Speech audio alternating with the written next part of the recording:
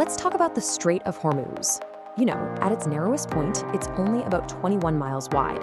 But something like a fifth of all the oil the world uses every single day has to pass right through that tiny gap. So yeah, it's a massive artery for the global economy. But back in early 2026, that artery was suddenly and completely clamped shut.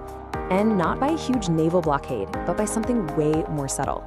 And honestly, way more clever. Okay, let's dive right in. Just look at this. In late February 2026, after some military strikes and tensions just ratcheting up in the region, commercial traffic through the strait, well, it just stopped. See that red line for the oil tankers? It just takes a complete nosedive. Now, technically, the strait was still open, but for the global supply chain, it was, for all intents and purposes, completely closed for business. And the impact? Oh, it was immediate and it was global. It sent this massive shockwave through fuel prices everywhere.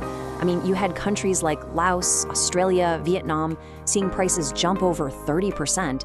Even the US saw a spike of almost 24%. So this wasn't some distant political drama. This was a shock everyone felt right in their wallet. So how in the world did this happen? It wasn't just about the missiles and the drones. I mean, sure, those were the spark. But the actual mechanism that shut everything down was something most of us never, ever think about. It was like a hidden kill switch buried deep inside the very architecture of how global trade works. And the answer lies in something people are calling the insurance weapon. This is the point where the conflict stopped being about the battlefield and moved into the boardrooms of London. So to get this, you have to understand a really basic rule of shipping. No insurance, no sailing, period. A commercial ship, it needs this whole complex web of coverage just to get a loan from a bank, to get permission to enter a port, or to be hired to carry cargo. It's not optional, it's a structural requirement. And without it, the whole global system just grinds to a halt. And that brings us to this key player you've probably never heard of, the Joint War Committee, or JWC. Now, this is not a government body. It's a group of insurance underwriters based in London. But here's the thing. They assess risk, and when they label an area as high risk, that decision has these massive real-world consequences for every single ship on the ocean. And this just lays out the whole chain reaction perfectly. So first, you have a few limited military attacks that create this perception of high risk. Then, the JWC steps in and designates the whole Gulf a high-risk area. What happens next? War risk insurance premiums just skyrocket. I mean, they go to levels that are commercially impossible to pay. And since you can't sail without insurance, poof, commercial traffic just stops. The kill switch was flipped. And this quote really nails it.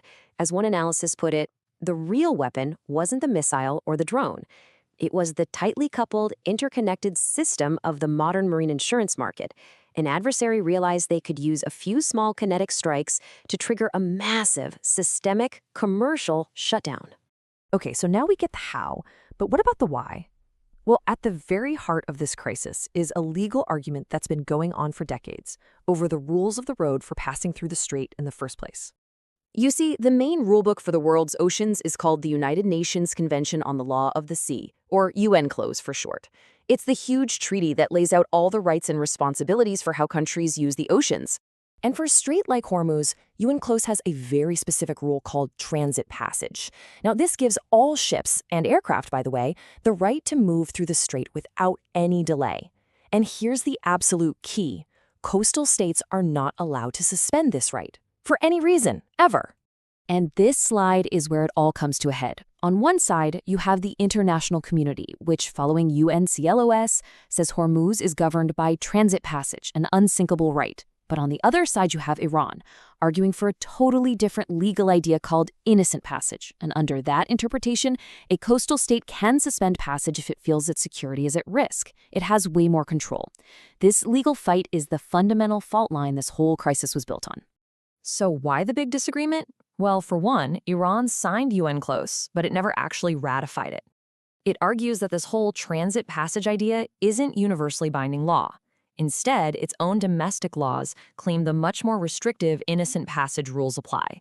This creates this perfect strategic legal ambiguity. Some people call it lawfare, and it allows Iran to challenge the global consensus without needing a full-blown military fight. And this mix of legal arguments and economic pressure, it's not just a problem for shipping. This whole Hormuz crisis is a perfect case study in how global conflict itself is changing. It's a textbook example of what we call hybrid warfare. This is where those clear lines between war and peace just get completely blurred.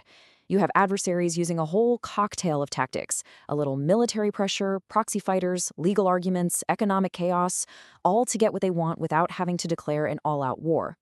At sea, this looks like using proxy groups to attack ships, so you have plausible deniability.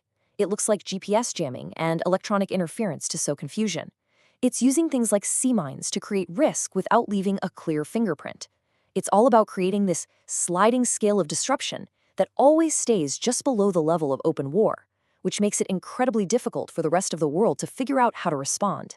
And during this crisis, it all led to what analysts started calling Tehran's toll booth. Even though most ships had stopped coming, Iran started forcing the few that were left into a narrow corridor inside its own waters. And there, they would conduct a visual verification and give their approval. They were effectively setting up a toll booth to assert their control over what is supposed to be an international highway. So, with all these new tactics and these contested legal rules in play, what does this crisis really tell us about what's coming next? Well, what this crisis really screams at us is that the old solutions just aren't going to cut it anymore. The stability of our connected world doesn't just depend on who has the biggest navy. We're vulnerable in these new ways, through our insurance markets, through legal loopholes, through cyber attacks. Protecting our supply chains now demands a much smarter mix of legal, diplomatic, and security tools. And all of this leaves us with a huge and kind of scary question for the future. We've seen how the legal framework of UNCLOS is being directly challenged. So will international law find a way to adapt and protect these lifelines we all share? Or was the Strait of Hormuz crisis just a preview of a future where every critical choke point on the planet becomes a contested toll booth controlled by the whims of the nearest regional power?